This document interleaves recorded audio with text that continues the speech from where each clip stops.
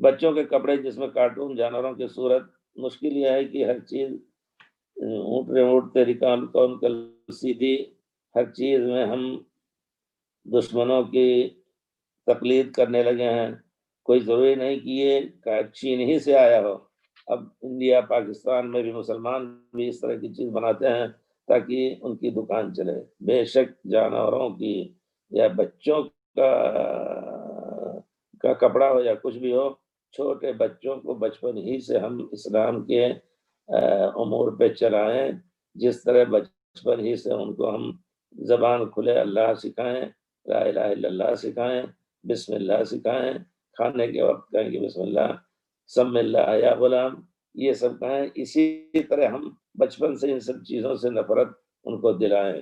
اگر آپ اچھا اسی طرح بچیاں خاص طور پہ سبحان اللہ، اب ایک بچہ ہے، ایک بچی، لڑکا ہے، لڑکی ہے۔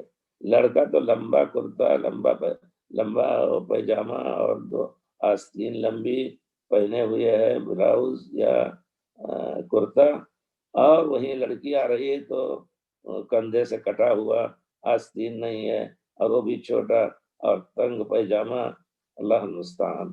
یہ سب چیزیں ہماری بری تربیت کے نتائج میں ہیں۔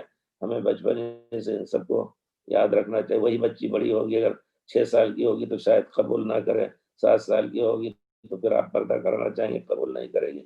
تو ظاہر بات ہے بچپن ہی سے آپ نے اس کو آزاد چھوڑا، تو ہمیں آواز سننے کے لائق اچھا ہوا تو اس کو نیک آواز سنائیں، نہ کہ گانے اور بجانے کی آواز سنائیں۔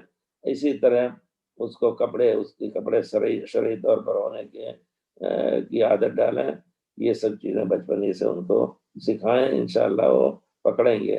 ماں باپ یہ قدوہ ہوتے ہیں، اور بیٹا ماں باپ کو اپنا قدوہ سمجھتا ہے، ان کی تقلید کرتا ہے۔